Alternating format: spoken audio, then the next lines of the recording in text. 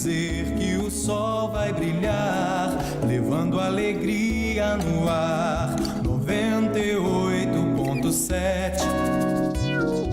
Estamos iniciando mais um programa Viva a Voz Saúde pela rádio Nossa Senhora de Copacabana, na cidade maravilhosa do Rio de Janeiro.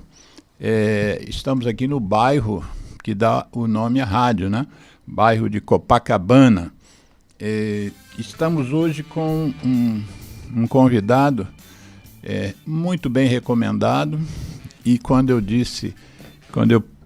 fiz a chamada do programa, algumas pessoas que o conhecem teceram uma série de elogios, foram alunos dele em curso de mestrado, e ele me foi recomendado por um outro convidado nosso, também da Universidade do Estado do Rio de Janeiro, que é o Dirceu, que nós fizemos um programa também ligados à atividade física e educação física, um programa sobre vigorexia, com o qual eu aprendi muita coisa, apesar de eu ser médico, né?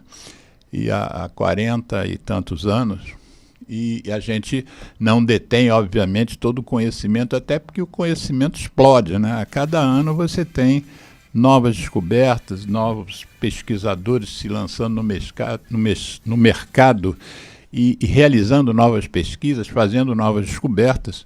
E hoje eu imagino que eu também vá aprender muito, porque também é um tema que eu não domino e eu adoro. Não que eu não goste de fazer programas sobre aquilo que eu sou especialista, mas eu adoro entrevistar, conversar, na verdade, com pessoas que falam sobre algo que eu nunca me ative, ou não estudei, ou nunca nem me chegou. E hoje é um tema desses, né? Mais uma vez, a gente vai voltar a tocar no tema da atividade física. Nós já fizemos um programa recente sobre o uso de anabolizantes, para intuitos estéticos, né? Que é um perigo e é uma coisa que está disseminada na praça. Nós fizemos então esse programa sobre vigorexia, sobre anabolizantes, foi com outro professor da UERJ, que é o Rafael Matos, e fizemos também vários programas sobre atividade física com Ricardo Oliveira, igualmente da Universidade do Estado do Rio de Janeiro, sobre a importância da atividade física. Mas o tema de hoje é um tema mais específico dentro dessa área, e para isso o nosso convidado ele tem como formação a licenciatura plena em Educação Física, mas tem mestrado em Educação e tem doutorado feito na Universidade do Porto, em Portugal, obviamente. Então nós vamos falar sobre uma questão específica nessa área, que é a questão da força muscular. Qual é a importância da força muscular e o que isso interfere, o que isso melhora a qualidade de vida das pessoas, né? É óbvio que quando a gente pensa em qualidade de vida, a gente fica pensando mais nos adultos, e nos adultos já caminhando para serem idosos. Mas isso eu acho que não é, nosso convidado vai falar sobre isso, mas isso eu acho que é desde de criança. Eu acho que se as crianças forem bem educadas fisicamente, isso só vai trazer benefício do futuro, obviamente, né? Quer dizer, você pode até, o nosso convidado confirma isso ou não, você pode começar a fazer, por exemplo, musculação aos 80 anos de idade. Mas o ideal é que, se você tivesse tido esse preparo, esse interesse, essa oportunidade, muitas vezes, porque caminhar é uma coisa que a gente pode fazer, é gratuito, né? Só tem que se desviar dos buracos das calçadas, desviar das motos, que agora deram para andar na calçada também, e bicicleta na calçada, patinete na calçada, árvore que cai na calçada, e obviamente os militantes, os meliantes que estão ali querendo o seu celular, seu relógio, seu tênis. Mas, meu querido, nós sempre quando começamos o programa, nosso convidado chama-se Luiz Alberto Batista. Quando a gente começa o programa, rapidamente a gente pede para o convidado falar um pouco por que escolheram fazer o que fazem, né? Quando você era criança, lá entrou para a escola e tal, e de repente você foi se voltando para essa área. Fala um pouquinho desse teu início e também da sua formação, que acabou no doutorado em Portugal, mas que você voltou e é hoje um docente de uma das que eu considero uma das melhores, sem querer ficar puxando, bajulando você, mas eu considero a UERJ uma das melhores universidades do Brasil, né? E não à toa, vários convidados nossos aqui são docentes da UERJ. Fala um pouquinho da tua história. Bom, antes de mais, eu queria agradecer o convite, né? Espero estar à altura aí, trazer alguma contribuição. Dar uma boa tarde aí para todo mundo que está assistindo. Boa tarde para os que estão assistindo agora, porque esse programa vai ficar no YouTube depois, direto. Depois, e a gente inclusive pede que as pessoas não só assistam, mas compartilhem, né? Uhum. Então, sejam bem-vindos aí. Todos. Bom, como é que eu vim parar nessa área de conhecimento, Isso. né? Na realidade, eu trabalho com uma coisa. Uma primeira coisa que eu queria, só um ajustezinho, né? Vale. Eu fui apresentado como biomecânico. Isso. Mas, na realidade, eu sou professor de educação física, né? E tenho na biomecânica uma área de estudo, né? Que é a área que eu entendo que me dá muitas respostas, tal. Então é o meu campo, vamos dizer, de estudo mais profundo, tal. Mas a minha formação básica é educação física. Outra coisa, me corrige, porque eu fiz uma entrevista com outro educador físico também da UERJ, e ele me disse que a gente não fala educador físico, deveria falar profissional da educação física ou alguma coisa no gênero.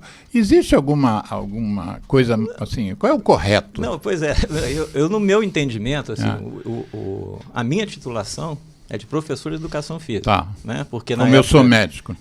Porque na época que nós fizemos não havia essa distinção entre bacharelado física e licenciatura. Tá. Né? Isso vem depois de muita discussão e tal. Eu tenho um ponto de vista em relação a isso. Qual é o seu ponto de vista? Eu entendo o seguinte, a gente não pode estar profissionalmente, evidentemente que a gente não tem que estar imitando o que acontece no mundo. Por outro lado, em termos de formação profissional, nós não podemos estar muito ao largo do que acontece no mundo, porque, por exemplo, hoje eu trabalho com vários alunos e eu tenho alguns alunos que hoje estão trabalhando no estrangeiro. Sim. Né? Então, a formação deles tem que ter uma certa compatibilidade, né? Nocional, de conteúdo, tal, com o que acontece lá fora. Então, essa questão da divisão entre licenciatura e bacharelado, né? A gente tem, por exemplo, no caso da educação física especificamente, eu considero que existe aí um reparo a ser feito, porque é o seguinte, quando você fala hoje, isso antigamente era muito nos Estados Unidos, mas hoje pelo mundo todo, nas nações, vamos dizer, mais desenvolvidas, tal, isso está muito presente. Quando você diz que alguém é licenciado em educação física, ou melhor dizendo, quando você diz que o cara é de educação física, ou seja, de educação física, isso é entendido como ele dá aula em escola. Sim. Então, por exemplo, nos Estados Unidos, se você diz que é um physical educator, cara, não, você dá aula em escola. Aqui no Brasil, não, mas eu trabalho em academia, não. Você não trabalha em academia, você dá aula em escola. Sim. Né? Porque essa é o entendimento que se tem. E essa outra área, lá fora, não é conhecido como educação física. Pelo menos isso está evoluindo bastante. Né? Como eu disse, começa nos Estados Unidos, mas está evoluindo bastante. Então, o bacharel ele passa a ter uma qualificação específica que não é atuar coisas que o indivíduo que recebe uma formação nessa área, ele pode fazer, mas que não no contexto escolar. Tá.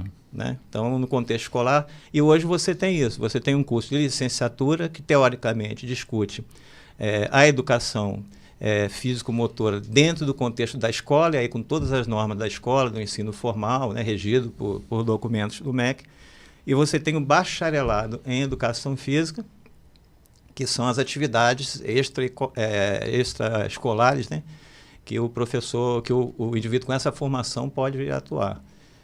No meu caso, o pessoal da minha geração e um pouquinho mais à frente fez a licenciatura plena, O que era isso? Não havia essa distinção, então nós, na realidade, hoje, por exemplo, o indivíduo que é formado, que é licenciado,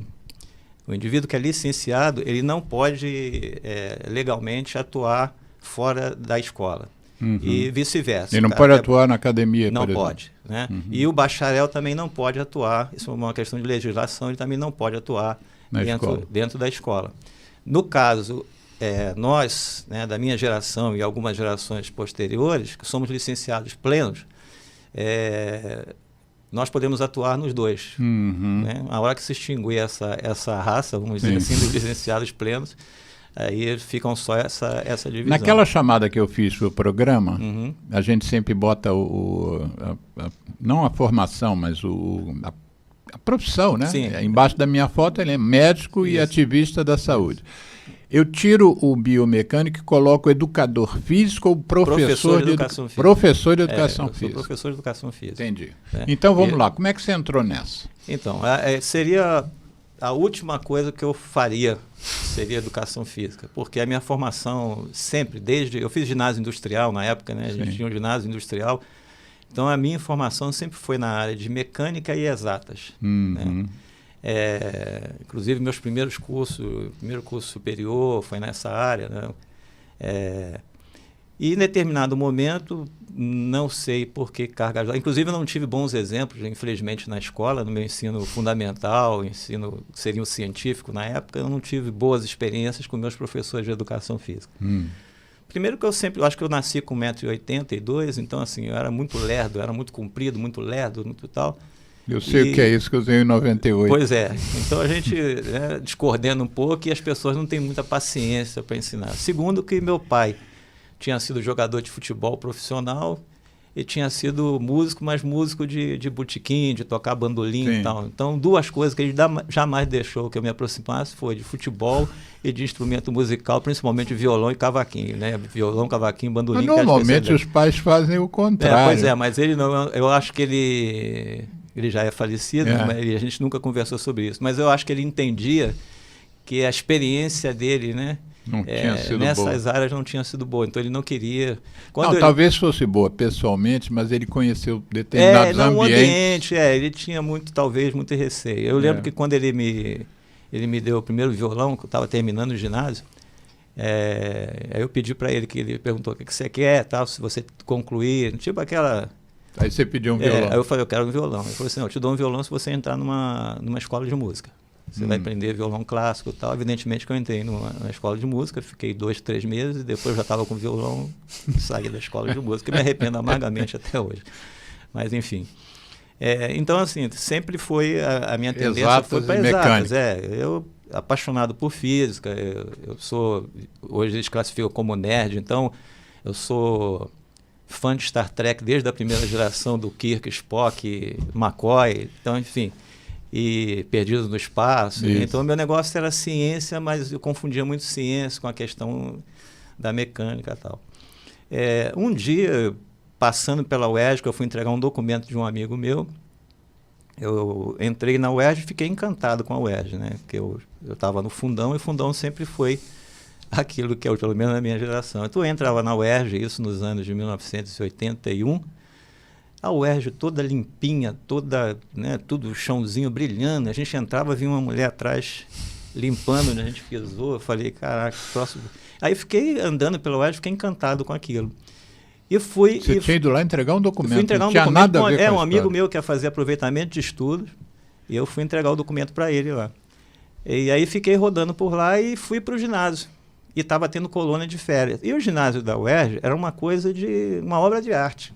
O piso todo sintecado. A UERJ era muito nova na época ainda, né? O Instituto de Educação Física era muito novo. As quadras externas, o campo ainda tinha grama natural, né? A quadra externa de handebol, eu olhei aqui e fiquei encantado. E lotado de crianças. Onde é mesmo o Instituto de Educação Física? No campus Maracanã. No Maracanã. Na parte de trás do campus, onde tem um ginásio, aí tem um complexo esportivo lá ali. Nunca fui. Então, e aquilo ali, eu fiquei encantado com aquilo, não sei, com a energia que passou ali, com aquele asseio, né, com aquela coisa bem cuidada. Eu falei, cara, que lugar legal, tal, não sei o quê. E eu, pouco tempo antes, né, eu tinha tido um contato com a área de exercitação física, né, por conta do serviço militar e tal, e que aquilo tinha mudado a minha vida completamente, né? Eu fumei, comecei a fumar por volta dos 13, 14 anos, na onda do pessoal, né?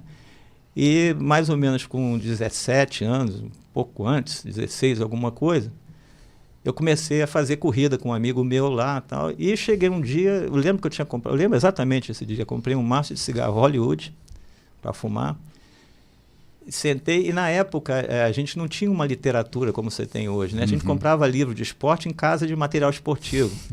E na contracapa vinha sempre aquela lição: não jogue, jogo de azar, não sei o quê, toda aquela... Né, fume. Não fume, né? Não beba, isso não para e tal.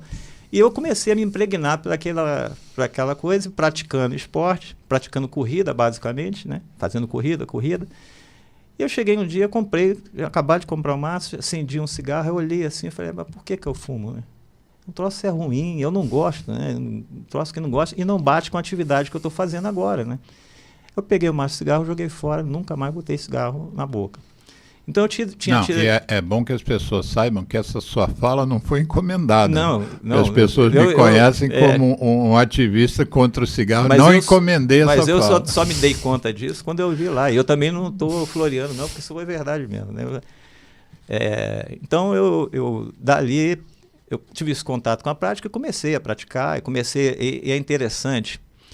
Tinha um rapaz que ele... Até ali você não tinha escolhido o que você ia fazer na vida. Não, era engenharia. Eu fazia estatística na ENSE e tal. Não tinha... Era exatas, não tinha dúvida disso. Eu sou desenhista técnico, sou projetista de hidráulica, gás e esgoto, projetista de arquitetura, fiz no Senai vários cursos. Já trabalhava com desenho, né? Eu fui funcionário da Mesbla, pô, né? Projetava layout administrativo da Mesbla. Então... E aquele ambiente mexeu comigo, aquela atividade. Eu tinha alguns exemplos, né? Um amigo que mora lá no bairro onde eu fui criado, que era um professor de educação física e era uma pessoa conceituadíssima. E para a gente era um exemplo, né? Primeiro que ele era negro, né? Isso aí era um fator que nos chamava a atenção. Trocava de carro todo ano, né? Saía com as melhores menininhas lá, era um cara que todo mundo queria namorar e tal, não sei o que tem lá. E era professor do município. Junto a isso, toda aquela ideia da nossa época, né, provavelmente da sua também, de que, cara, tem que ter uma carteira. Meu pai, a única coisa que ele queria, você tem que ter uma carteira assinada, tem que ter, né, para poder... Esse negócio de serviço público, nem se falava nisso. Você tinha que ter CLT hoje, né, carteira assinada. E aquele cara, para mim, era um exemplo. Eu tinha 2 tias que eram professoras também do município. O município do Rio de Janeiro, naquela época, estou falando isso dos anos de 1980, o município pagava muito bem. O município pagava muito bem, né? Então eu vi e falei assim, uma vida tranquila, tal, não sei tal. Então isso, né, ficava. Mas eu ainda estava, apontei talvez para ser professor de física. Gosto muito de física, acho... E então juntou isso tudo. E quando eu olhei aquilo tudo, eu falei, cara, esse troço é muito legal. Quando eu cheguei em casa, esse amigo que me deu força, que na época era meu cunhado, falou: cara, faz educação física, você vai se dar bem. Eu falei: não tenho nada, não sei nem jogar futebol, pô, não sei. Eu tinha muito aquela visão de ter que saber praticar. Não, mas fácil, você vai quando você tá bom. Aí eu resolvi, entrei para educação física. E foi na UFRJ? Na UERJ. Na UERJ? Eu fiz na UERJ, fui aluno da UERJ. Eu estou na UERJ desde que eu entrei para ser aluno. Por que você falou em UFRJ? Porque a UFRJ eu estudava lá antes. Tá. Eu larguei lá para vir para a UERJ. Né? Então, você estudava o que na UFRJ? Eu estava fazendo engenharia. Você já estava fazendo engenharia? Eu largou a engenharia? Isso, larguei. Eu já tinha feito bastante coisa. Mas na realidade, quantos períodos você fez? Eu acho que foi 5. 5 períodos? Coisa assim. Mas eu nunca...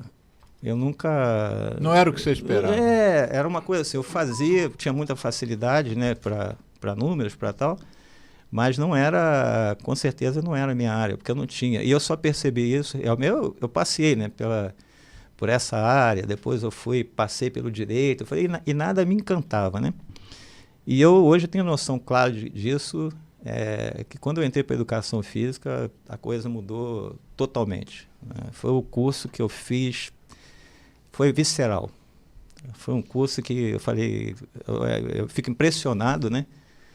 E agradeço muito por ter tido essa oportunidade, com todos os problemas que a gente tem na profissão, com toda falta de reconhecimento, essas coisas todas, da importância dela, mas foi a grande descoberta. Para mim foi isso. E foi o destino, né? Você foi conhecer o ESG porque foi entregar um documento. Eu não tinha sequer noção do que era educação física, o curso. Nunca passou pela minha cabeça. Nunca. Área biológica, né? Seu pai soube disso ou ele já tinha falecido? Não, ele acompanhou. Ele não morava mais conosco, né? Mas ele tentou interferir, por exemplo, na sua saída de engenharia? Não. A única coisa foi a minha mãe, porque eu já tinha um emprego relativamente estável. Né? Eu já trabalhava com projeto de... Quer dizer, você não só largou a faculdade como emprego. Não, eu larguei toda a minha vida pregressa. Tudo. Eu já estava muito bem situado no mercado. Eu trabalhava no Lodge Brasileira, projetava para o Lodge Brasileira, era freelance do lado. Navio não, mas eu trabalhava com instalações de tubulações, né, dentro dos navios. E tinha esqueci o nome dele, mas uma pessoa lá que trabalhava lá e ele começou a contratar. Então eu era freela, já estava trabalhando. É uma questão só de estudar mais um pouquinho e concluir. Bom, aí você se formou. Mais tarde fez um mestrado em educação, não é isso? Eu fiz toda a faculdade de educação física e durante a faculdade aí eu tive o contato com essa área que é a biomecânica, um professor amigo seu que já faleceu, né, que era amigo profissional, que era um médico colega. O colega de Hiroshi Guedes Kinakfus. Não conheci. Ele era um fera ortopedista, o maior especialista em pé do país. Até hoje, ele já tem vários anos que ele morreu, até hoje ele é homenageado, recebe homenagem póstuma. Repete o nome dele para ficar... Hiroshi Guedes Kinakfus. Na reedição do programa, vou tentar achar uma foto dele. Ele sensacional, uma pessoa fora de série. E como é que vocês dois... Porque na disciplina, ele foi meu professor, ele era professor de educação física, né? Também? Ele era de Santa Maria, no Sul. Mas trabalhava aqui. Ele era professor da UERJ e professor do Fundão. No Fundão na medicina e na UERJ na educação física. E quando eu fui fazer a disciplina dele, porque ele é um cara à frente do tempo dele, a disciplina dele se chamava cinesiologia, né? Que tem a ver com biomecânica, é a base da biomecânica e tal. Só que ele já estava estudando biomecânica. Não, você tem uma ideia, tinham 3 caras no Brasil que falavam em biomecânica, né? E ele era um deles. E quando eu fui trabalhar com ele, ele já dava para a gente um material. Eu lembro exatamente qual foi a primeira experiência que ele passou para a gente, que era para fazer cálculo de centro de gravidade do corpo. Cálculo de centro de gravidade do corpo, né? Do corpo humano. E que era uma coisa, calcular o centro de gravidade do corpo é extremamente complexo, porque você está aqui, você virou a cabeça para lá, o teu centro de gravidade corporal já mudou de posição. Então não é uma coisa, né? Só que aí foi a primeira vez, dentro do curso de educação física, que eu tive contato com uma coisa que eu tinha conhecimento pregresso, que era a física e basicamente a matemática, né? Porque na realidade você calculava com base nos momentos de cada peso, de cada parte do corpo e tal, então no final você tinha um somatório total. E eu peguei aquilo e eu falei, cara... Né, para você foi fácil. Foi praticamente só eu da turma que peguei aquilo e já fiz uma adaptação para analisar a corrida, não sei o que na época aqui não tinha a menor noção, mas não acontecia. E aí ele me abraçou, né? Ele me abraçou e me segurou. Eu tive muita ajuda. Ele foi um dos caras que me apoiou, né? E foi me conduzindo. Então, a biomecânica caiu no meu colo por causa disso. Era uma época que, dentro da minha formação pessoal, ou era da biologia ou era da exatas. A biomecânica mistura as duas coisas. A biomecânica mistura a parte de biológica, que é o corpo humano, e mistura a parte da... Mas então define para a gente. Eu tirei o som do celular, mas não tirei a notificação. Está tocando aqui, os ouvintes me perdoem. Mas explica para a gente um pouco melhor. Vamos imaginar... é o seu que está tocando, não era o meu. Explica para quem, por exemplo, que a gente tem muito a preocupação com... Porque a gente sabe que o programa é feito para leigos, né? A maioria dos que vão ouvir o programa, vão acompanhar, são leigos. Então, a gente não gosta de deixar dúvida.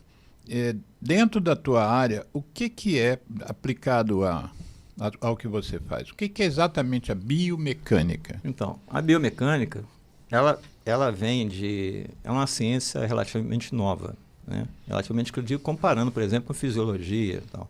Muito embora ela tenha... a gênese dela é antiga, né? Porque ela vem da cinesiologia. E Aristóteles fazia cinesiologia, ele é considerado o pai da cinesiologia, né? Então, aquele que fez os primeiros estudos de movimento, de seres vivos, tal. Então, ele é considerado o pai da cinesiologia. E a partir de um determinado momento, as pessoas começaram a estudar aquilo e algumas pessoas começaram a falar, mas peraí, se isso aqui é movimento, eu posso tratar isso do ponto de vista matemático. E começou a sair daquela ideia só de estudar músculo, movimento e coisa, para começar a matematizar aquilo, quer dizer, a fazer essa leitura física. E aí, especificamente, para você ver como é que é uma ciência nova, nos anos de 1970, né, é que se consolidou o nome de biomecânica para essa área de conhecimento, onde as pessoas utilizam conhecimentos da matemática e da física para estudar eventos do ser vivo, né? Então, tudo que o ser vivo tem, isso que seria mais ou menos alguns consideram inclusive uma área da biofísica, né? Porque, eu estava pensando nisso. Pois alguns, isso tem uma certa coisa, mas ela tem uma vida própria, muito caracterizada. A área forte dela é essa área do movimento. Aí quando você vai saindo da área do movimento do ser vivo, aí sim você começa a fazer alguma confusão, entre aspas, né, com a biofísica. Então tem uma areazinha de confluência ali e tal, mas ela tem uma identidade, enquanto ciência, hoje ela tem uma identidade própria.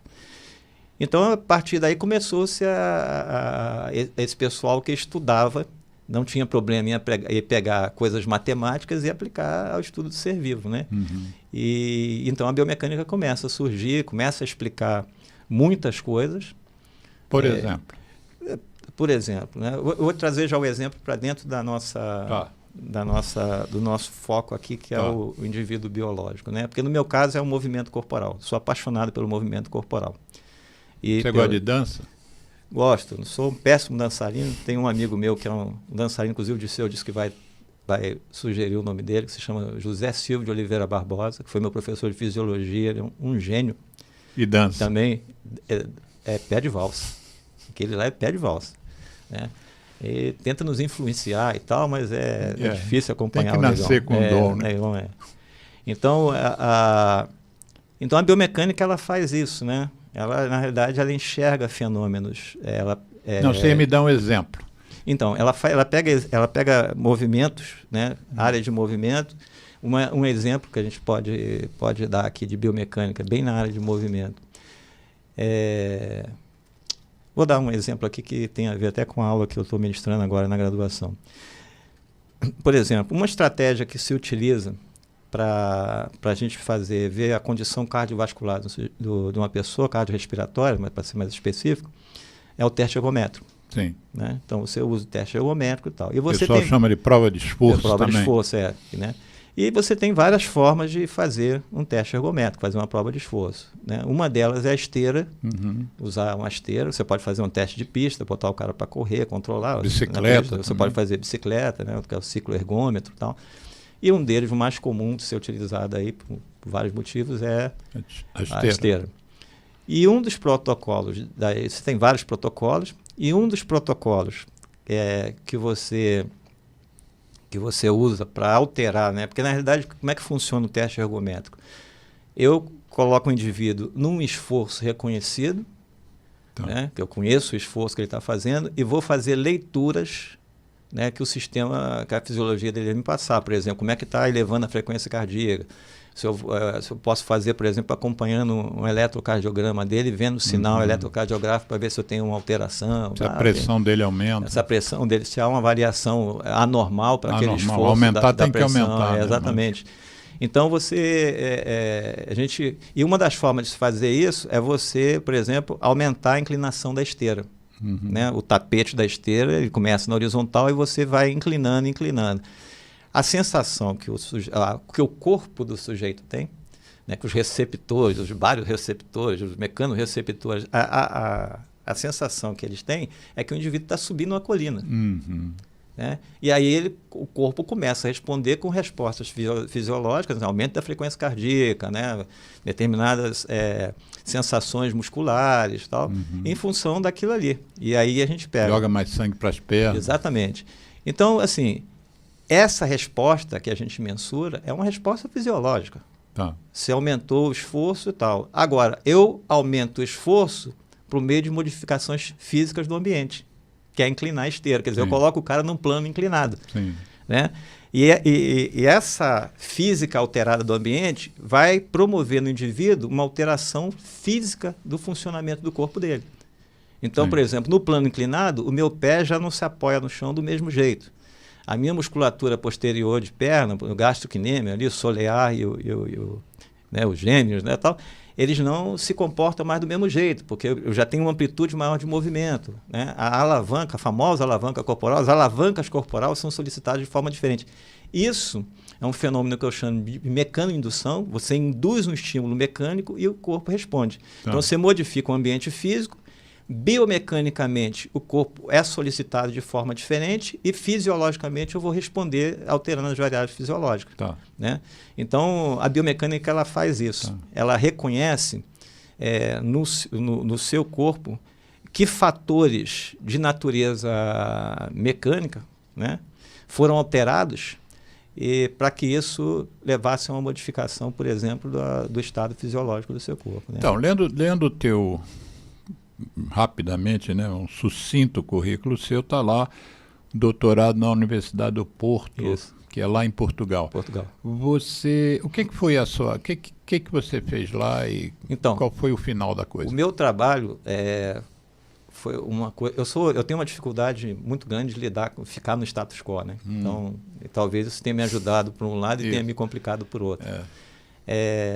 Eu fui fazer meu doutorado... Eu tinha 3 convites para fazer doutorado fora do Brasil. E alguns aqui pelo Brasil.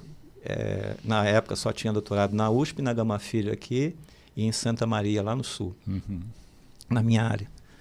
Eu tinha sido convidado para ir para a USP. Eu fui fazer um curso na USP com um professor alemão chamado Wolfgang Baumann. Ele me convidou para fazer com ele na Alemanha. E uma pesquisadora chamada Adrienne Melian, de Illinois, me convidou para fazer com ela nos Estados Unidos. Depois você vai me escrever esses nomes todos para eu colocar, buscá-los na rede. Todos eles, que é um problema da gente estar um pouquinho velho, que todos eles já estão falecidos. Sim. Né? Mas o histórico deles... Em memória, eles vão estar no nosso programa. Todos eles lá, todos eles. E, então, assim, mas todos eles me convidaram por motivos que... É claro que eu acabaria indo para algum, mas todos eles me chamaram para estudos que na realidade não me aliciavam. Por que os dois, né, tanto o Wolfgang como o Baumann como a Adrienne me convidaram? Porque na época eu demonstrei ter um conhecimento do trato com a matemática e da física que para eles interessou. Isso. Né? Só que não era o que me coisa, porque eu ia para lá para fazer continha. Isso aí, entendeu? Já não era uma coisa que me motivava. O fazer continha por fazer continha, não fazer conta. Não é que o estudo não fosse interessante, mas não me aliciava. Não era isso que eu queria. Porque me interessava, e é o que me interessa até hoje, por isso que eu brinquei com um colega ali, que ele falou assim, o biomecânico. Eu falei, não sou biomecânico, eu uso a biomecânica. Né? Eu sou um professor de educação física que tem um estudo um pouco mais aprofundado na biomecânica. Porque hoje eu tenho ex-alunos meus que dão de 10 a 0 no conhecimento, ainda bem. E aí, então, eu falei, bom, eu vou ter que escolher. Comecei a fazer alemão, com 6 meses eu estava desesperado, porque você juntava uma sentença inteira, né? Aí eu falei, cara, meu filho desistiu de estudar alemão. Os colegas que fizeram na Alemanha falaram, não, fica tranquilo, que era a Universidade de Colônia. Fica tranquilo, você pode estudar o tempo inteiro em inglês. Então, eu falei, então, eu pensava, você só vai ter que fazer defesa em alemão. Eu falei, modifica muita coisa. Momento crucial. Pelo menos naquela época era assim, né? Então, eu estava mais inclinado, talvez, a ir para os Estados Unidos e tal, né? E aí apareceram 2 professores, né? Um professor do Conselho Diretivo da Faculdade de Educação Física da Universidade do Porto e outro que era do Conselho Conselho diretivo e conselho científico. O diretor do conselho, o presidente do conselho científico, ele cuida das coisas de ciência. Pós-graduação, mestrado, doutorado, as extensões e tal. E o presidente do conselho diretivo, lá em Portugal, ele cuida das questões administrativas da faculdade, do curso. Né? Então, eles vieram os dois aqui e um outro meu professor também, que foi um grande mestre da educação física de língua portuguesa, e pouquíssima gente sabe disso, chamado Alfredo Gomes de Faria Júnior, depois também eu te dou o currículo dele, que foi meu orientador de mestrado, eu tive essa sorte também, né? Ele virou para mim e falou assim: Luiz, por que você não apresenta para o Bento e para o Marx, que eram os dois professores portugueses, o teu projeto? Eu falei: Alfredo, não sei, eu nunca pensei em ir para o Porto. Tal. Não, vai para o Porto, tal, não sei o quê, vai ser bom, vai legal, você vai ficar... Aí, a Europa é muito mais rica culturalmente do que os Estados Unidos. Enfim, que era a cabeça dele, né? E foi a melhor né? coisa que eu fiz. A melhor coisa que eu fiz. Não por eu não gostar, eu gosto dos Estados Unidos também, então, mas a Europa é outra coisa. Você pega um trem em Portugal, de algumas horas você está dentro da Espanha. Estou falando outra cultura, outra fala, você pega um trem, daqui a pouco você está na Alemanha, outra cultura. Eu fiz minha especialização médica na França. E realmente foi. É uma vivência, foi uma vivência muito legal. E não conheço os Estados Unidos, por exemplo. Né? Nunca tive interesse. Aí eu fui para lá, mas por que eu fui? Por que eu escolhi para lá? Né? Porque o Alfredo falou, faz o teu. Aí eu fiz o meu projeto e apresentei. E o meu projeto não é, quando você olha, até um colega seu também, que é o professor Cláudio Gil, que é um grande nome na área de... Cláudio Gil? Sim. E trabalha com teste ergométrico, toda essa parte de reabilitação. Cláudio Gil foi o cara que chegou para mim e falou assim, você tem que ser professor universitário. Isso. No primeiro congresso que eu fiz. E teve na minha banca de mestrado, né, e tal. Então, ele é cardiologista. Cardiologista. Né? Então, é isso mesmo. De renome internacional. Então, ele... E aí eu apresentei o trabalho para os dois. E era engraçado assim, o Marx, que era o presidente do conselho diretivo, ele era um cara muito, muito reto, muito quadrado, muito excelente pessoa, mas muito... Quando eu acabei de apresentar, ele olhou para mim e falou assim, o teu projeto é excelente, mas nós não temos quem te oriente. Olha isso. E eles são assim, né? Então, ninguém mete. Aqui no Brasil, a gente dá um jeitinho, vai ali, mas lá eles não pegam de jeito nenhum. E aí o Bento virou e falou assim, não, ele vai. Aí o Marcos virou, Bento, mas quem vai orientar? Ele falou, você orienta. Mas não é da tua área, Bento. Eu falei, não tem problema, ele vai fazer sozinho, não tem problema não. Então, você tem lá. E bancou. E eu fui. Porque meu trabalho de doutorado é biomecânica no ensino de habilidades motoras. Biomecânica no ensino de habilidades motoras. E a força da biomecânica dentro da área, vamos dizer, da área de educação física, não é para essa área. É ou para esporte, ou para a área de alto rendimento. E hoje, né, mais atualmente, nessa área da saúde e tal, né, na área de lesões, na área de reabilitação e tal. Então, assim, aqui no Brasil, pouquíssima gente, eu não sei, talvez... Dá valor a isso. Conhece. Agora, por outro lado... não é que dê valor, pouquíssima gente conhece. Conhece, né? E no entanto, eu passei lá, né, fui professor em Coimbra, né, na Universidade de Coimbra, por causa da minha tese, porque pouquíssima gente trabalhou com essa área. Você não passou a ser um orientador de alunos portugueses? Não, orientei o período. Eu parei de ir. História rica, hein? Eu parei de ir porque eu estava cansado. O pessoal falou, você vai para... Todo mundo, tem uma época que a minha esposa, na época, ela já reconhecia. Falou, você vai para Portugal? Eu falei assim, vou. Por quê? Você está com a cara que eu já baixava a bola. No início era muito legal, mas depois, cara, é igual você pegar o ônibus para subir para Japeri, pegar o trem para Japeri todo dia. Parece encantador, mas eu já conhecia todas as nuvens daqui para lá. Mês eu estava aqui, outro mês eu estava lá. Eu falei, não dá. Aí eles queriam que eu ficasse lá e tal, mas eu tinha uma filhinha aqui, minha filha é a razão da minha vida, não tem como eu ficar... Você deu o título do seu trabalho, do seu projeto, mas na prática, o que era exatamente? Então, Isso da de doutorado. Isso. Então vamos lá, que tem muito a ver com isso também, né? Porque eu faço mais ou menos a mesma coisa de que está na minha tese. As pessoas às vezes falam assim, botei minha tese na estante, nem pego naquele. Eu, pelo contrário, estou sempre lendo, relendo e encantado com aquilo que eu fiz. Tese. A minha própria tese. E alguns alunos meus de mestrado e doutorado seguiram pelo mesmo caminho também. Então, assim, o que acontece? Eu vou, em linhas gerais, o que a gente vai falar daqui a pouquinho também disso, quando a gente entrar no força. O movimento corporal, ele, apesar da gente ter assim, cada um, né, ter a sua expressão de movimento, nem você consegue repetir o mesmo movimento 2 vezes seguidas exatamente da mesma forma. Você sempre vai fazer diferença. Isso já está... Nem que seja um movimento simples. Você não vai repetir. Parece, assim, quando você olha macroscopicamente, simples. Você fala, a mesma coisa. Quando você vai ver detalhe, não, olha aqui, ó. Quando você vai medir, vai fazer, você vê que não repete, né? Então, assim, não tem como você, por exemplo, pegar um movimento e dizer, eu vou ensinar o indivíduo a realizar esse movimento com base no movimento que o Milagres executa. O Milagres é o exímio executante desse movimento e eu vou ensinar esse cara com base naquilo. Isso não acontece. Esse é o maior erro que você pode fazer, principalmente com criança, é querer se basear num modelo de uma pessoa que já está ali, vamos dizer, madura e tal, para guiar o ensino da criança. Porém, nós somos seres humanos, a forma como nós geramos força é a mesma, a forma como os músculos transferem essa força para os ossos e movimentam os ossos são as mesmas, as articulações nos seus devidos sítios são as mesmas. Sim. Joelho é joelho para todo mundo. Para todo mundo. Então, assim, se você colocar... Eu sempre falo esse negócio nas aulas, na graduação, em qualquer lugar. Eu coloco o cara para caminhar e pergunto para ele, o que esse cara está fazendo? Aí todo mundo está caminhando. Então, por quê?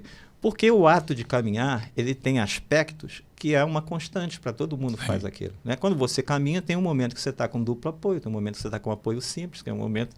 Agora, isso pode ter um pouquinho maior, um pouquinho menor. Você pode ter um trejeito quando caminha, o outro não tem e tal. Então, isso dá uma diferença. Mas, funcionalmente, e aí é que entra a questão física, eu tenho que realizar uma ação motora, né, que me permita agir sobre o meio físico, ou seja, me permita deslocar, né, fazer um autodeslocamento. Como o nosso corpo é o mesmo, como a forma que a gente gera força é a mesma e transfere a mesma, basicamente, a mecânica do movimento é a mesma.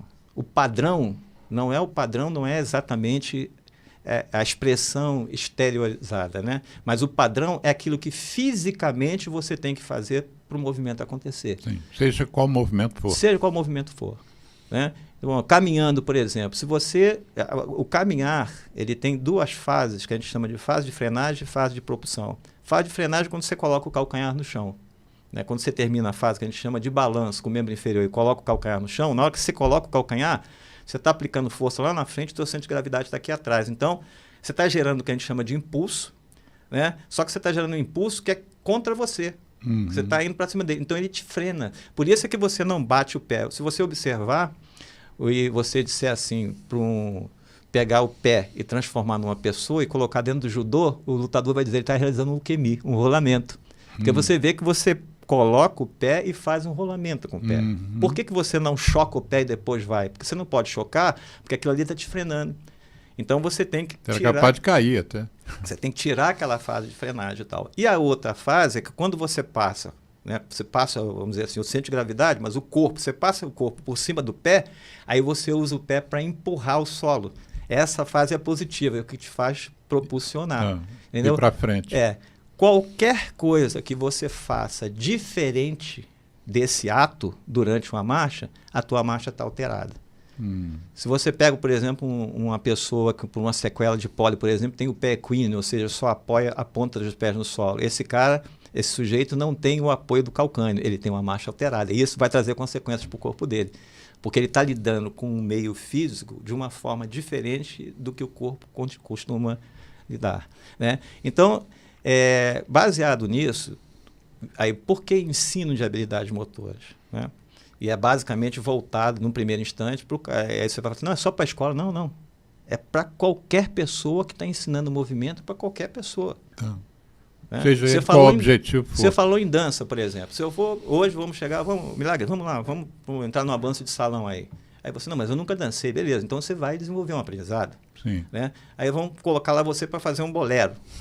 Né? Para você pegar os passos do bolero, aquilo é uma conduta motora, aquilo é uma habilidade motora. E a primeira etapa, antes de você dançar bolero para se divertir, você vai ter que aprender a dançar bolero. Sim. Isso é aprendizado. E independente se você tem 70 anos, 80 anos, 10 anos de idade, isso é aprendizado. E esse aprendizado, né?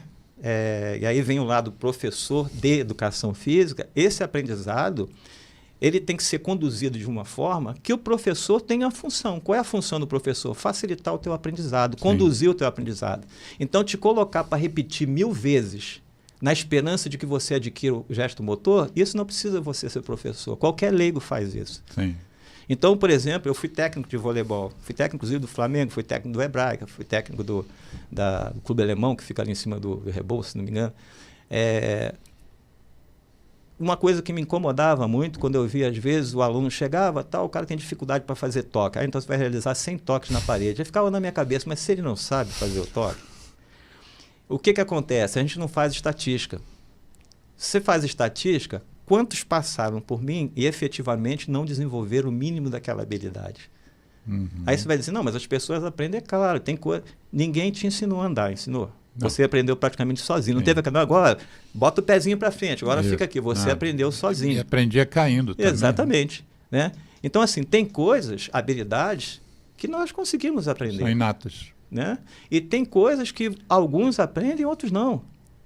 Para que existe o profissional, o professor de educação física? É exatamente para garantir que você tenha as melhores oportunidades possíveis de adquirir habilidade motora, né? Seja ela qual for, porque é um outro ledo engano, é achar que só pode ensinar quem sabe fazer. Isso é mentira. Porque senão o cirurgião imagina, você não vai operar nunca, porque eu nunca, né? Eu passei por 15 cirurgias, agora eu sou um bom cirurgião. Nunca, isso não acontece. E ali é a mesma coisa. E, veja bem, a biomecânica, né, ela tem instrumentos que permitem essa leitura do movimento qualificada. É impressionante. Isso eu tenho relatos de vários alunos que depois que eles fazem aula, claro, não são todos, porque o cara tem que ter interesse em estudar, não é só receber, tirar a nota na prova, tal, ele tem que ter interesse em estudar. Mas eu tenho vários alunos que depois, quando a gente se encontra depois, falaram, professor, depois que eu tive a aula de biomecânica, eu comecei a ver o movimento de forma totalmente diferente. Como isso deve ser importante para um professor de educação física. E Milagre, se você me permite, né, porque eu tive a graça, né, de poder trabalhar com profissionais que trabalham com movimento que não são só de educação física. Uhum. Eu tenho ex-alunos fisioterapeutas, eu tenho ex-alunos médicos, né? Eu orientei nas ciências médicas até pouco tempo atrás. E é impressionante como isso é importante. Uhum. Né? Assim, você... E você, tempos atrás aqui, você disse que muita gente não conhece. Não conhece. Essa é uma... Na área da educação física. Primeiro você vê que a biomecânica, é o que eu te falei, ela é muito recente. Se você comparar com a fisiologia... Né? Sim, mas é recente, mas também não foi ontem. Né? E ela está muito assim, agora que ela está começando isso, em termos mundiais, mas aqui bem mais... ela está começando a sair do ambiente laboratório, ou seja, do experimento, da pesquisa, e indo para o ambiente prático. Então, vamos fazer o seguinte, o Geraldo, nosso operador aqui, Geraldo Rodrigues, sempre orienta a gente para fazer um corte, para ter um segundo bloco, e a gente bota nos intervalos, no intervalo a gente bota músicas ligadas à nossa ONG, né, que falam mal do cigarro. E daqui a pouco, então, a gente volta e vamos direto, então, na importância da força muscular e o que isso interfere com a qualidade de vida, né? Tá. Vamos lá, Geraldo. Eu me chamo Tony Garrido, junto de Vange Souza, a gente convida a dizer não ao cigarro, não ao tabaco.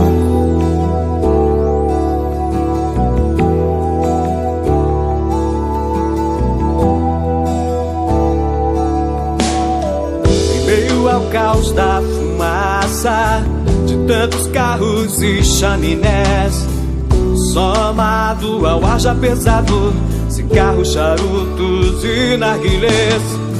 É feito estufa, é feito por cada um mais um contra, já são dois a favor do ar mais saudável. Apague o cigarro, acenda o amor. Eu trago a música música soa bem ao meu e ao seu ouvido. Eu trago a música, É o que temos sempre oferecido. eu trago a música, Respiramos melhor o planeta e nós. eu trago a música. Mundo sem tabaco, levante a sua voz.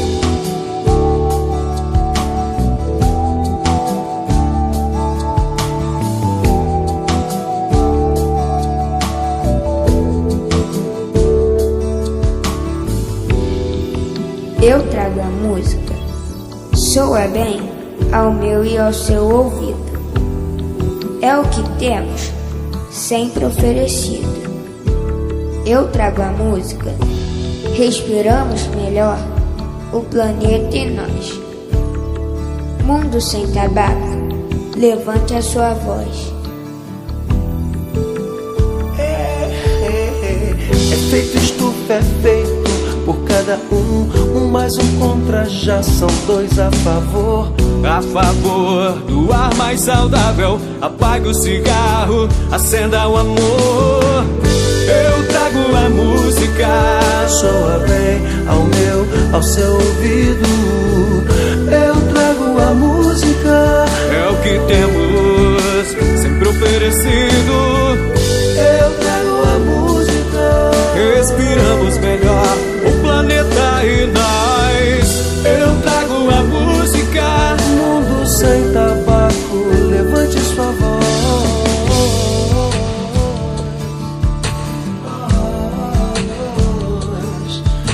Levante a sua voz. Levante a sua voz. Eu trago a música, Respiramos melhor o planeta e nós. eu trago a música. Mundo sem tabaco, levante a sua voz. Eu me chamo Vange Souza, junto de Tony Garrido, a gente te convidou a dizer não ao cigarro, não ao tabaco.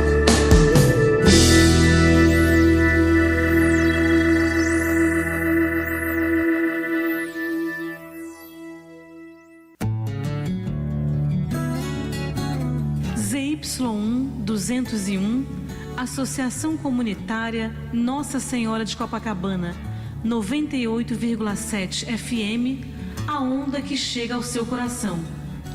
Rua Hilário de Gouveia, número 36, 9º andar, Copacabana, Rio de Janeiro.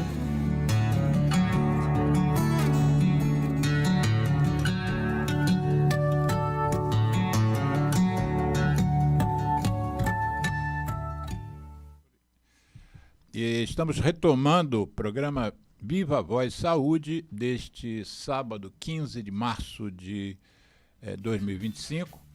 A música do intervalo que o Geraldo Rodrigues escolheu foi Eu Trago a Música, né? Quer dizer, em vez de tragar fumaça de cigarro, trague-se a música. É uma música do Vange Souza e do Tony Garrido, aliás, os dois também interpretam.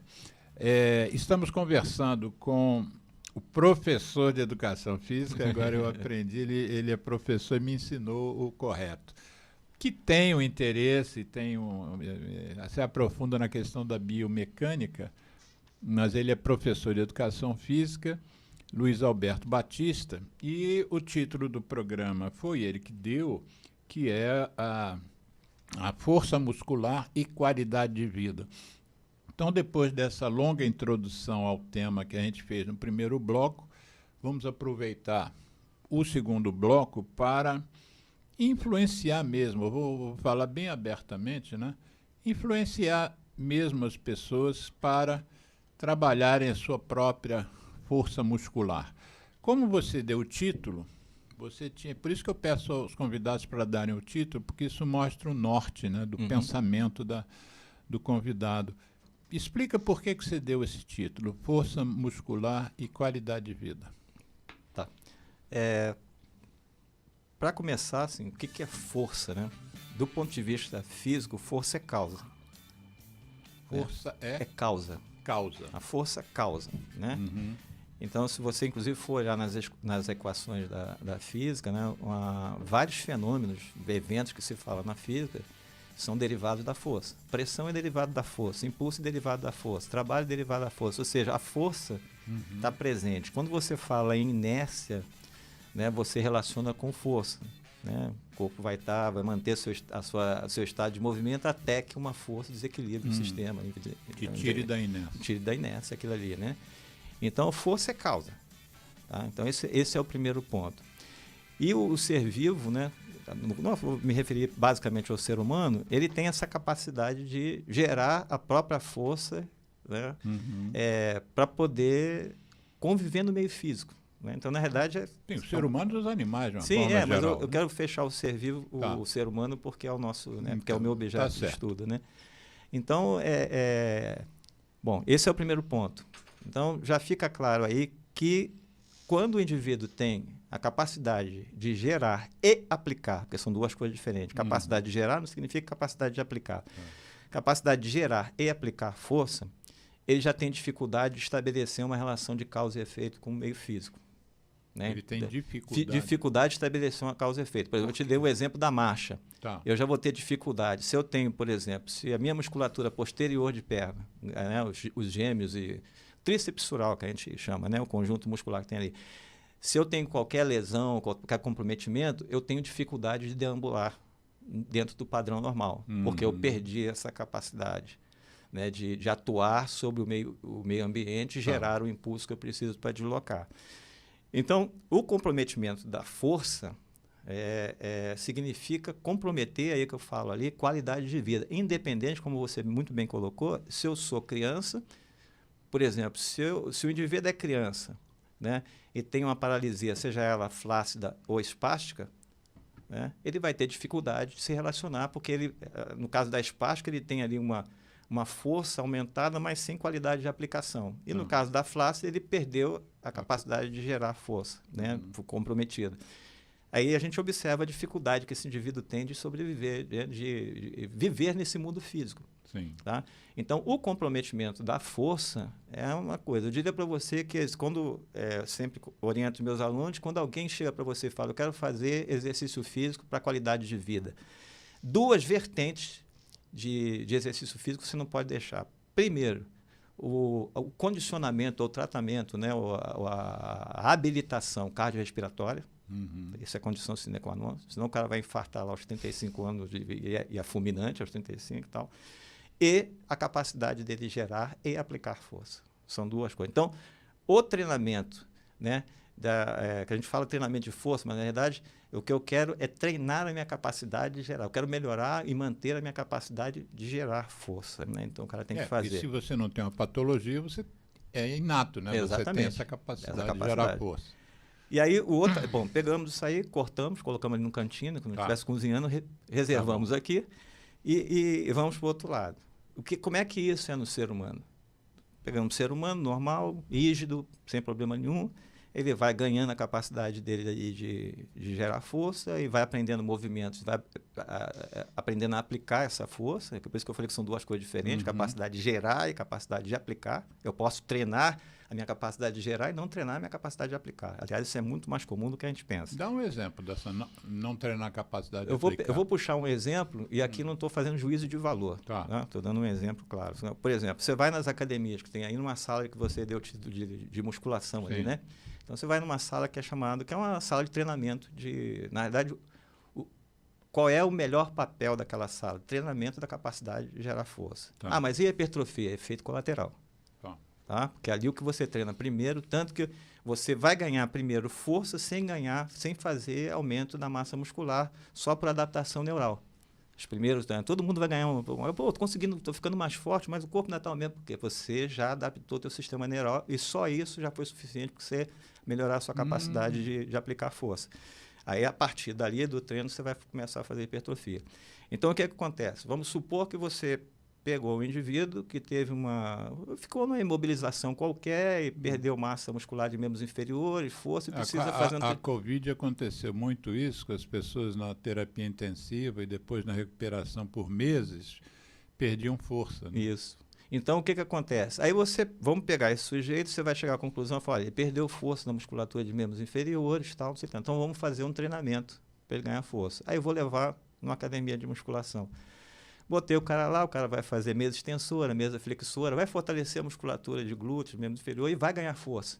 Você vai voltar o cara para andar, o cara pode não ter o padrão de marcha legal. Porque não é só questão de ganhar.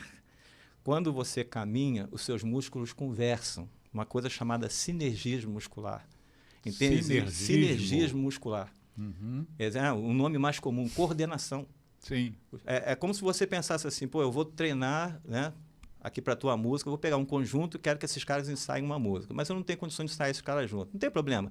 Você ensaia, você vai tocar bateria, você vai tocar guitarra, você vai tocar. E dia tal você reúne aqui para tocar a música. Você acha que vai sair alguma coisa? Não. Porque não existe um sinergismo entre os músicos. Músculo é a mesma coisa. Mesma coisa. Quando você gera um movimento, você tem uma habilidade motora que a gente seja. Você tem, por exemplo, se eu vou apertar a tua mão aqui, existem vários músculos que estão direcionando e gerando esse movimento. Vamos lá, vamos fazer. Então, aqui. Quais são os músculos? Aqui, ó, ombro. Aqui esse movimento tem que estar sincronizado com o ombro, senão eu vou aqui. Ele tem que. Só no ombro aqui eu tenho músculos que fazem esse movimento, mais externo, movimentos para dentro, movimentos para frente, são músculos diferentes. Né? Então, se eles não conversam direitinho, você está me dando a mão aqui, eu vou para cá. Ó. Em algumas doenças, alguns agravos da saúde, você tem isso muito, muito claro. Então, assim, não adianta só os músculos ganharem força, a capacidade de gerar força de forma isolada. Eles têm que conversar um com o outro. Por isso que eu falei, ganhar força, mas também aplicar. Tá.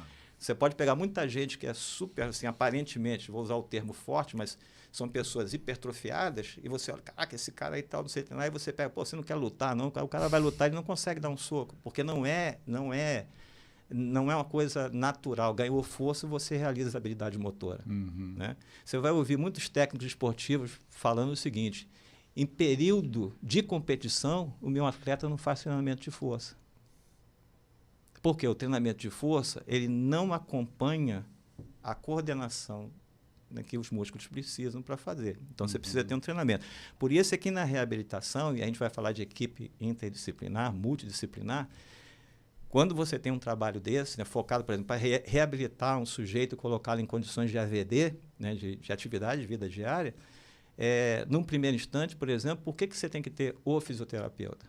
Porque o fisioterapeuta, ele entende melhor do agravo à saúde que o sujeito teve e ele já vai fazer um trabalho mais voltado para aquilo. Uhum. Não basta eu chegar, por exemplo, com o meu conhecimento de educação física, eu vou trabalhar força com o cara e tal, mas não é só isso. Né? Isso estabelece uma diferença. Então, esse é o primeiro aspecto. Força é causa. Se você não tem força, você não vive bem nesse ambiente. De força é causa. Isso. Posso perguntar uma coisa? Pode, Geraldo. Então, você está falando que os músculos conversam ou o organismo inteiro conversa? Não, o organismo inteiro. Sim. Aí os meus músculos estão conversando, papá, aí meu joelho fala, gente, eu estou acabado. Como é que nós vamos resolver isso? Não, mas aí o joelho, né? Que estrutura do joelho? Né? O que vai acontecer é o seguinte, você tem, quando eu digo assim, eles conversam, eles têm, para um movimento, quando eu vou realizar um salto, por exemplo, você vai saltar, tá? Vamos pegar a fase de ascensão. Aí se você olhar, o indivíduo tem movimento no tornozelo, ele tem movimento no joelho e tem movimento no quadril.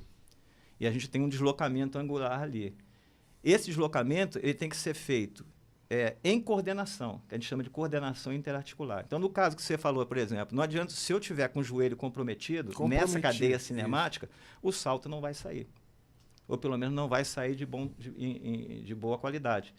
Porque eu tenho que ter um grau de extensão de tornozelo associado a um grau de extensão do joelho, associado a um grau de extensão. Isso não pode acontecer de qualquer forma.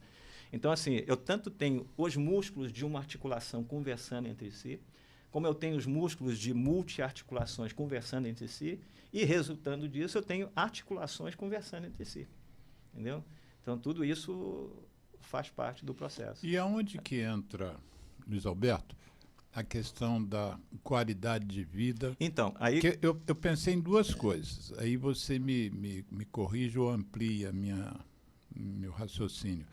Primeiro eu pensei, se você faz movimentos errados, porque foi mal orientado ou não foi nem orientado, você fez por sua conta, você pode ter consequências daquilo no futuro, ou no curto prazo, no médio ou no longo prazo. Uma outra questão é como isso é uma questão. Você está fazendo um movimento errado e vai ter consequências. A outra é como a atividade de fortalecimento do músculo melhora a sua qualidade de vida, não em relação ao músculo propriamente dito, ou em relação às articulações, mas em relação à vida mesmo. Pois é, que é a parte que eu ia entrar agora, né? Então vamos lá. Quando você... Lembra que o músculo, força, isso, né? É causa, capacidade de eu lidar com as coisas, fazer tudo, absolutamente tudo. E o que acontece? Bom, como é que é a força no nosso corpo? Né? Como é que a gente vai ganhando força? Você vai atingir, uma pessoa rígida, tal, ela vai atingir o pico de capacidade de gerar força aí por volta de 25 a 30 anos. Aí 25 a 30? 25 a 30 você atinge o pico. Então já vai o primeiro fator. Se você não exercitou aí e deixou a vida te levar, seguindo, né? Deixa a vida te levar. Pois é, se você deixou a vida te levar e não fez nada, você já deixou de estar fazendo uma preparação ali, eu não gosto de usar essa expressão, mas como se você estivesse criando uma poupança ali, né? Já colocando os teus músculos em ação e, evidentemente, ganhando a quitina, ganhando a miosina, as proteínas contráteis. Você não estruturou o teu corpo, né, no momento em que ele estava apto a atingir esse pico. Vamos dizer assim, você tem ali uma simplificação aqui, talvez. Você tem um limiar, uma capacidade genética, mas você não vai atingir porque você não estimulou o teu corpo a chegar até lá. Tá? Então, você já chegou ali e tal. Bom, aí, beleza, chegou até no 25, é um cara com 35 anos, se não for aquele cara que tem ali um ventrículo esquerdo ferrado e tal, ele vai passar bem por isso, né? Não vai... Então, o que acontece? A gente já tem relatos, e não são poucos, né, que a gente chama de evidência científica, de gente com 35 anos já experimentando perda da capacidade de gerar força. Isso vai acontecer, sem dúvida nenhuma, já aconteceu contigo, aconteceu comigo, vai acontecer com ele, com qualquer um, né? Vai chegar, porque você atinge o pico, mantém um steady state, um platôzinho, e depois tu começa a cair. Só que a gente já tem relatos de gente perdendo aos 35 anos, começando a cair. Aí chega o 40, já perdeu bastante. Chega aos 50, 60, a perda é expressiva. Você está falando perda de músculo. Perda de capacidade de músculo. Perda de músculo. Né? O tecido muscular, gradativamente, ele vai sendo substituído por outras, vamos dizer assim, por outros tecidos que vão substituindo ele ali. Não o músculo em si, mas o entorno ali. Sim. Né? E com isso você vai perdendo a tua capacidade, você não estimula. Então, e aí o que eu falei, né? Você vai chegar por exemplo, outro dia eu estava vendo um amigo meu, que ele estava tentando, ele me pediu, dá para você abrir uma garrafa? Só que o cara tem 47 anos de idade e não estava conseguindo mais abrir uma garrafa de Ice Tea, né?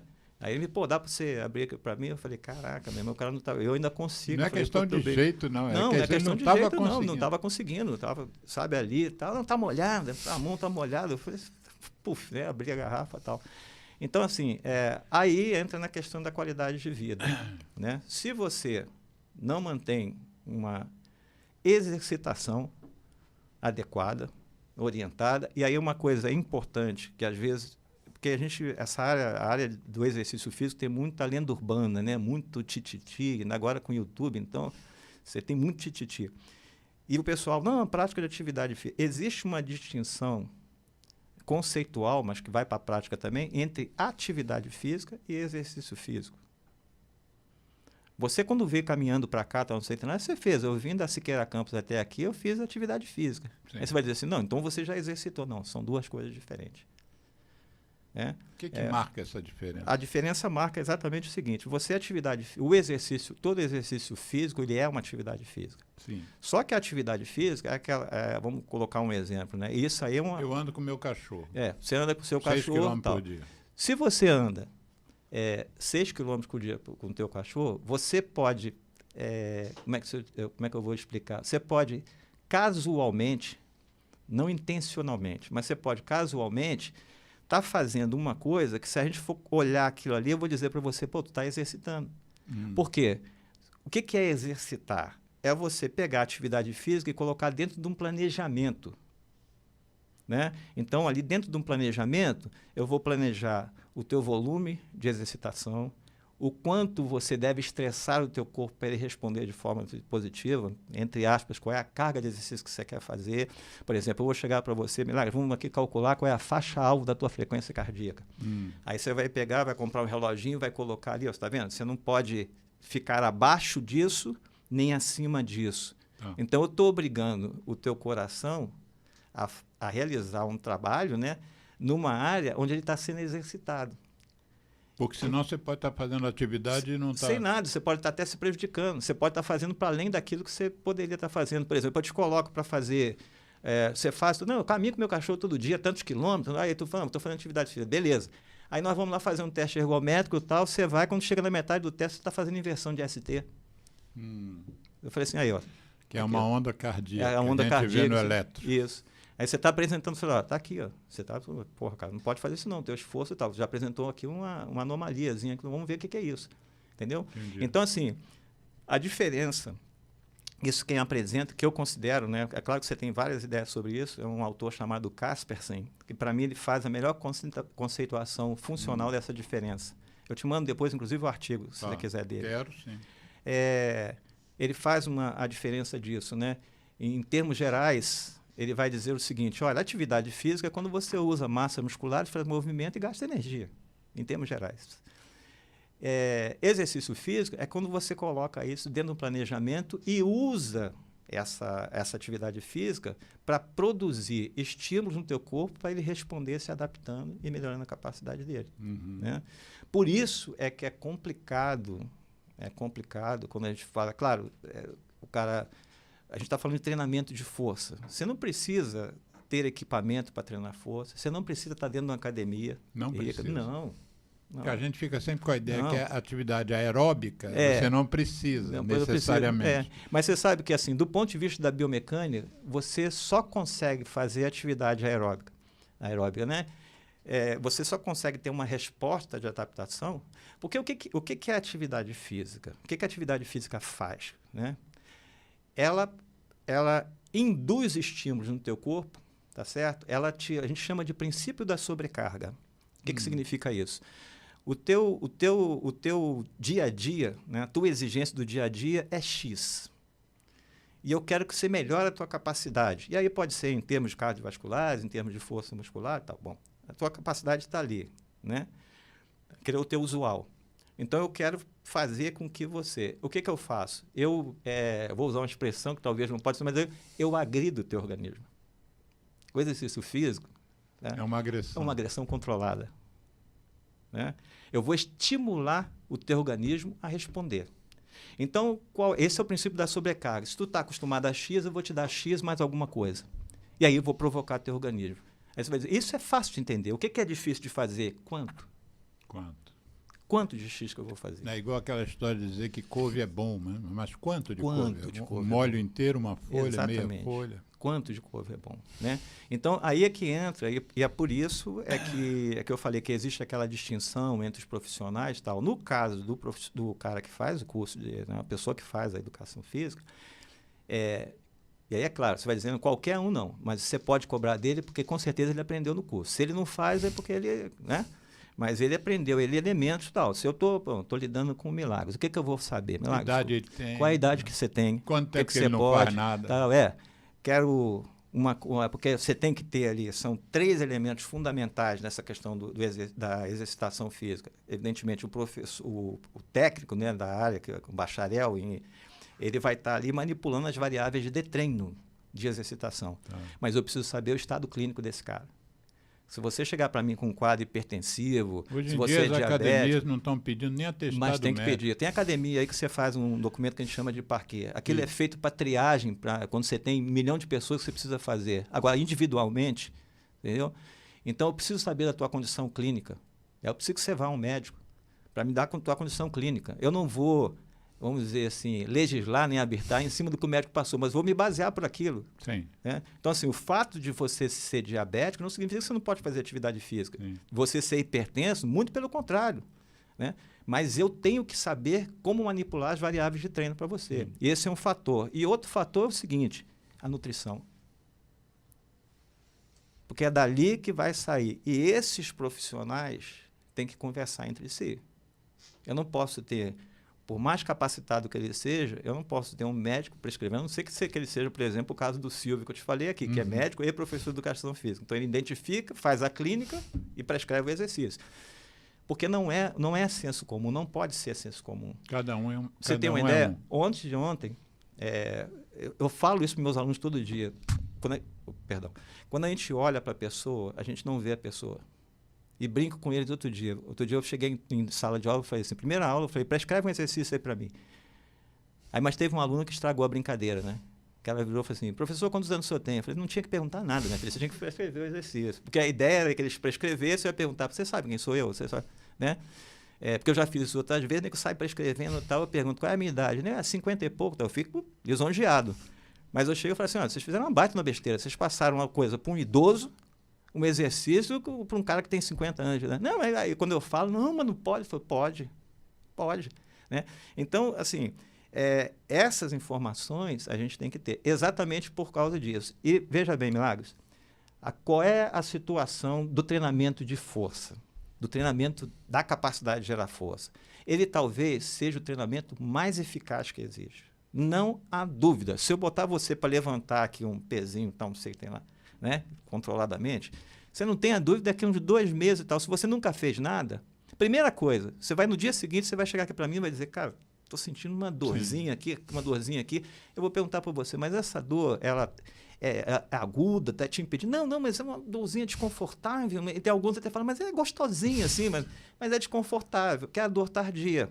Isso significa, para o profissional qualificado, ele significa, o exercício está agindo. Está agindo. Se não estiver sentindo isso... Não está sentindo tal. Então, eu vou acompanhar aquilo ali, e é claro que se essa dor persiste e tal, eu vou dizer, olha, já passou do tempo, você vai ter que procurar um médico para a gente ver o que é isso aí, porque não está normal. Mas, normalmente, o cara vai responder. Então, o exercício contra a resistência, que a gente chama, que normalmente são os exercícios que produzem ali a capacidade de força, ele é eficaz. Você não tenha dúvida disso. E fala as eficácias. Agora, deixa eu só concluir para você. Ele é eficaz, mas ele é a forma de exercitação, talvez, das mais deletérias que existem. Das mais deletérias? A deletéria no sentido de né, que ela é mais prejudicial que existe. Por quê? Porque exatamente você está lidando, né, aquilo que eu falei, você está agredindo o teu organismo, entre aspas, para ele responder. É uma agressão controlada. Mas você está agredindo para ele responder. Né? E o exercício contra a resistência que a gente faz hoje, por exemplo, a gente olha aí, quem entra a biomecânica, eu olho muito para a resposta, por exemplo, vou exercitar o teu bíceps braquial, essa é o que está planejado. E eu vou colocar você para fazer exercício, vou usar, por exemplo, um exercício conhecido como rosca bíceps, direta. Então, eu vou te colocar fazendo a rosca bíceps, que é aquela que todo mundo conhece, para exercitar o teu bíceps braquial. Bom, e aí é onde entra o meu trabalho, que eu venho trabalhando há 12 anos nisso, né? Na realidade, você já tem várias coisas aí que a gente tem que pensar. Por exemplo, a gente normalmente se refere à carga como sendo a quantidade de massa que eu coloquei ali para você vencer, o peso. Tá. Na realidade, do ponto de vista de mecânica, a carga não é a resistência que eu coloco, é o que essa resistência faz no meu corpo. Então, quando eu coloco uma carga na tua mão aqui, para você fazer esse movimento, eu estou gerando forças, cargas de flexão no teu antebraço, tensão no teu músculo, tal. Então, toda a estrutura que está ali está sujeita à geração de carga daquele peso que eu coloquei lá na ponta. E a gente não controla isso. Não controla. Não controla. Vou te dar um dado que é empírico, né? Quer dizer, significa assim, não foi um estudo científico, mas é um dado empírico, né? Que um médico amigo meu, que eu fui ver um problema meu no ombro, ele estava me relatando isso. Bom, o cara foi para a academia para fazer, estava fazendo um exercício de extensão de joelho, que é um exercício que é para fortalecer, para treinar o quadríceps, né? Que é o músculo que faz a extensão de joelho. E esse cara estava sentado lá na mesa extensora fazendo, e aí ele sentiu que estava fazendo com uma certa facilidade, mas queria atingir um limite. Né? Não vou dizer o nome da academia e tal, mas o cara estava se auto-instruindo. Não estava sendo acompanhado por professor, por nada. A primeira opinião dele foi o YouTube, ele não foi na segunda opinião. Né? Então, assim, montou o exercício dele e sentou lá. Aí ele aumentou, a carga aumentou e chegou a um ponto que ele não conseguia, porque quando ele tentava fazer esse movimento de extensão com o joelho, a massa que ele estava vencendo era tão grande que ela trazia ele para frente, levava o corpo dele para frente. Aí o que ele fez? Ele encostou na cadeira e segurou nos punhos que tem do lado, e aquele contraiu a musculatura do tronco para estabilizar, para poder puxar lá na frente. Fez uma lesão de ombro. Se você olhar, você não acredita que o cara foi... quer dizer, ele não estava vencendo resistência especificamente, o exercício não era para aquilo, mas ele precisava estabilizar o corpo para poder vencer a resistência. O cara fez... Um cara de, eu acho que tem 58 anos, arrebentou o ombro todo. Arrebentou mesmo, fez luxação, porque estava segurando a coisa. Né? Então, isso provavelmente porque, primeiro, é aquela ideia de que quanto mais peso eu levanto, né, o movimento, melhor para mim. Isso não é verdade. Não é verdade. Não é verdade.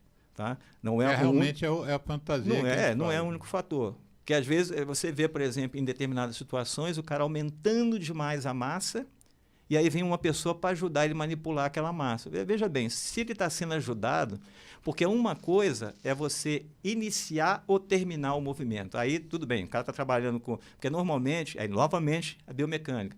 Para você iniciar, você está em repouso. Significa o quê? Para você iniciar o movimento, você vai sair da inércia. E para você sair da inércia, geralmente você tem que aplicar mais energia ali do que você precisa para manter o movimento. Tá? Só que eu estou falando de quem é que está gerando isso, é o corpo humano. Então, se você colocou uma quantidade de massa que você precisa de usar mais do que você vai usar durante o movimento para gerar, você tem ali um pico de entrada no teu corpo, no teu músculo, dá uma pancada ali para poder iniciar. Então, você chegar, cara, e ajudar ele nesse início, isso é razoável. Ou no final. Para você exatamente não ter esse fenômeno da inércia ali influenciando. Mas diga uma coisa, nós estamos conversando. E uma das coisas que a gente quer é sensibilizar, estimular as pessoas que façam atividade física. Eu, por força, como eu mencionei, eu sou um ativista da saúde, e um dos meus ativismos é a questão do trânsito, né? A violência no trânsito, e o impacto disso, a morbidade, a mortalidade que você tem hoje no trânsito. E com isso eu acabei estudando mortes violentas, né? Porque a do trânsito é só uma morte violenta a mais. E uma das principais causas de morte violentas hoje no mundo, no planeta, são as quedas. Né? Nem vou falar nos mergulhos em águas rasas, mas as quedas mesmo. Eu, há 2 anos, perdi um sogro, uma pessoa muito querida, que caiu e as consequências foram fraturas, um sujeito de 92 anos complicou, uma pneumonia, e nós o perdemos, né? Mas quando você vai ver as estatísticas da Organização Mundial da Saúde sobre quedas, é um negócio absurdo, chega a matar mais do que guerra, né? E aí eu te pergunto o seguinte, um dos benefícios que eu, não sendo especialista, intuo, da atividade física e da força muscular, e uma das consequências da fraqueza muscular, vamos chamar assim, podem ser quedas, né? Desequilíbrios Então, eu gostaria que você se direcionasse agora às pessoas que não fazem atividade física e tentasse centrar nos benefícios que ela vai ter em saindo do sofá, vamos chamar assim, ou em termos técnicos, né, saindo da inércia, né? Quais são os benefícios, então, do ponto de vista cardiovascular, mas do ponto de vista também muscular, porque você deu o título de programa que interfere na qualidade de vida. Quais são os benefícios gerais que o indivíduo obtém? Como eu comentei antes, né, o indivíduo, já principalmente o idoso, e aí a questão da queda no idoso, né, é uma preocupação grande, né, porque realmente a gente tem várias estatísticas aí, não é coisa de... Inclusive, os planos de saúde têm uma grande preocupação com isso, porque fundamentalmente o indivíduo às vezes faz a fratura e vai fazer a cirurgia, tem um perioperatório fantástico e vai a óbito depois. Ou seja, né, outras consequências e tal. Então, é uma coisa que sai caro, no ponto de vista dos planos de saúde, sai caro. Fora a perda. Fora a perda, sim, isso aí nem precisa citar. Nem precisa citar, né? Então, assim, primeiro é o seguinte, a primeira discussão é aquela história do idoso, né? Mas não adianta, porque vai fazer. A gente já tem relatos aí, existe, eu te mando depois o artigo. Manda, por favor. O idoso com 90 anos recuperando, criando massa muscular. Então, aquela ideia de que não, ele não cria mais, não, já tem. Aí você vai dizer assim, mas isso para todo idoso? É claro que não. Tá? Mas se há a chance, né, que se faça. A outra coisa é o seguinte, um outro ponto de recuperação é claro que isso eu estou falando depende muito da situação, do caso e tal. Mas um outro ponto de recuperação que a gente tem que ver, por exemplo, principalmente com o sujeito que não faz nada, é uma possível recuperação neural daquilo ali, que é um primeiro estágio de adaptação. Né? Porque às vezes o cara ainda tem lá uma forcinha, tem um músculo e tal, mas o sistema neural dele não conversa mais com essa estrutura. Então, quando você faz esse treino, a gente tem evidências também que as pessoas conseguem recuperar. E o mais importante que eu vejo nisso aí é o seguinte, primeiro é o seguinte, tem que fazer. Não tem esse papo de que o que você tem que buscar é um bom acompanhamento médico, um bom profissional, no caso aí, né, a princípio de educação física, em algumas situações, evidentemente, isso pode ser uma equipe, o fisioterapeuta também, que vai depender, né, do quadro que você está lidando ali, e a nutrição. Tá? Então, isso tem que ser feito. Segunda coisa é o seguinte, necessariamente tem que ir para a academia? Não. Você pode criar várias situações, várias formas de promover essa sobrecarga para o idoso e colocar. E até o que eu falei, colocar junto a isso... Nosso programa não é eterno, mas eu não quero perder essa oportunidade. Dá alguns exemplos, porque há pessoas que, por isso mesmo, não têm recursos para ir para uma academia. Então não vão fortalecer o músculo. Não, ele vai... Dá uns exemplos ele vai, de coisas por exemplo, se ele ficar só o movimento assim, de levantar e sentar na cadeira. Sem segurar. Sem segurar. Né? Pode até começar segurando, com ajuda e tal, mas só esse movimento dele levantar e sentar da cadeira, ele está exercitando. Né? 10 vezes, 20? 10 vezes, 20 vezes e tal. Evidentemente começa com 5. Vai devagarzinho, vai fazendo, e isso é uma questão da aderência. Por isso que é importante, às vezes tem alguém acompanhando para dar motivação. Do sofá, eu quase que deito no sofá. Pois é. Que aí o cara vai... Eu estou te falando isso porque a gente já tem casos lá. A UERJ tem um trabalho fantástico de terceira idade. Fantástico. A gente tem uma universidade de terceira idade, gente muito qualificada. Dentro do meu instituto, eu tenho vários professores e pesquisadores que trabalham com isso. Não vou aqui... dar nomes, porque eu vou deixar alguém, pode ter alguém escutando, mas você não falou de mim e tal, então não vou dar. Mas é só chegar no Instituto de Educação Física da UERJ e falar assim, eu quero ver aí o trabalho com terceira idade. Tem muita gente qualificada lá. Tem um grupo muito bom. E a UERJ tem uma universidade da terceira idade. Sim. Né? Conhecida. Então você tem lá, então, por exemplo, toda a orientação que você precisa, você vai dar. Mas você consegue, cara, mas eu não tenho halter em casa, não tenho nada. Você compra feijão? Compra. Você tem saquinho de feijão? Então faz com saquinho de feijão. Não precisa ser halter. O que você precisa é ter peso. Para fazer. E depois melhora, pega um saco de 100 quilos de arroz. Daqui a pouco está carregando saco de cimento para fazer obra. Né? Mas quem é que vai explicar isso aí tudo, né, doutor? Aí ele tem que... O Luiz Alberto. Luiz Alberto, que está um certo... prurido de entrar de cabeça nas redes sociais, vai ter mais tempo agora, que está próximo da aposentadoria, e vai vir fazer podcast aqui com vocês, que ele faz podcast aqui. E você dando essas orientações que no nosso programa não tem esse poder de tempo, né? Porque senão você pode mostrar como é que são os exercícios. Mas isso pode ser feito. Agora, estou falando, um bom direcionamento, principalmente o pessoal de terceira idade, busca o Instituto de Educação Física da UERJ, lá você vai encontrar apoio que você precisar. Né? O importante, que eu acho mais importante, é que existem meios... Você me deu uma ideia. Eu vou trazer aqui no programa alguém desse instituto. Desse segmento. Vai ser bom. Terceira idade. Vai ser legal. Tem muita gente lá muito capaz sobre isso. Então, você aqui no intervalo, eu pedi uma forma de contato que você daria para os ouvintes, porque eles podem ter muita dúvida e não só hoje, né?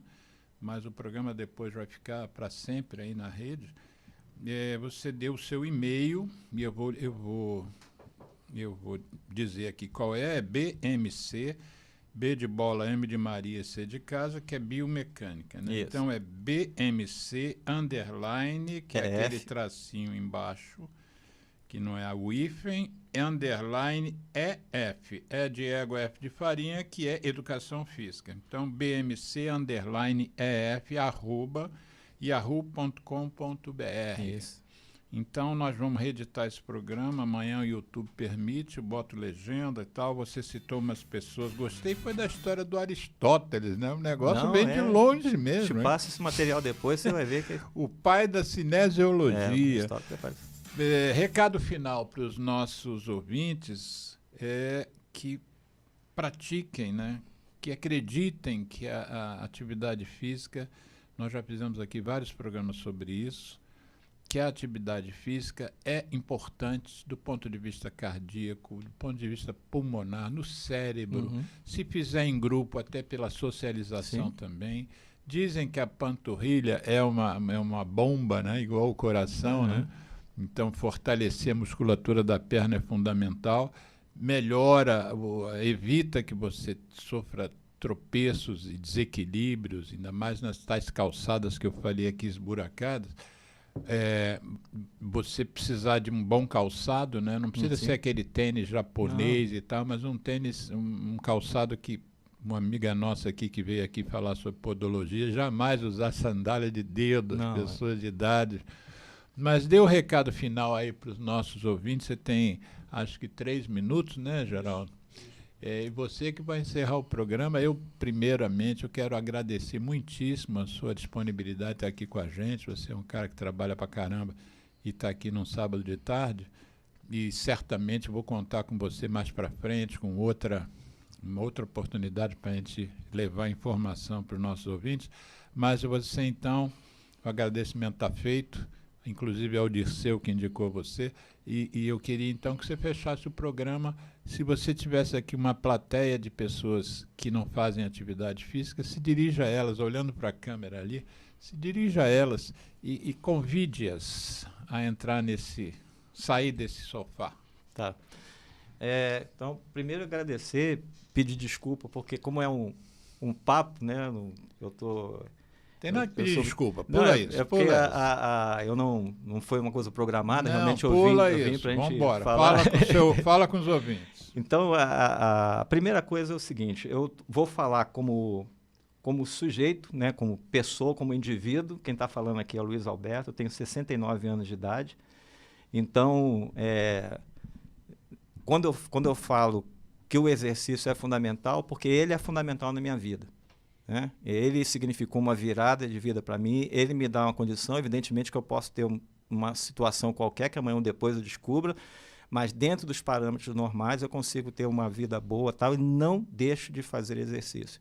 E talvez 70% do que eu faço não demanda roupas caras, academia cara, tal. Depende só da força de vontade de acreditar que funcione. Eu estou dizendo para o público, nas pessoas que estão ouvindo, que realmente funciona, porque funcionou comigo. E como profissional, eu tenho certeza absoluta, né? A ciência ela não dá uma margem absoluta, mas ela dá uma margem de razoabilidade. Eu tenho certeza que isso funciona. Então, procurem um bom médico, com uma boa cabeça, que tenha essa visão do que que o exercício físico é importante. Procurem, na medida do possível, se orientar em termos de nutrição, de alimento, é muito importante, por uma boa nutricionista, e procure um profissional qualificado. E vejam realmente se ele é qualificado. Procura saber onde estudou, o que ele sabe, monta um questionáriozinho e pergunta para saber com quem você está lidando. Porque é muito importante, isso vai, com certeza, mudar a vida de vocês. Tá? Muito obrigado. Geraldo.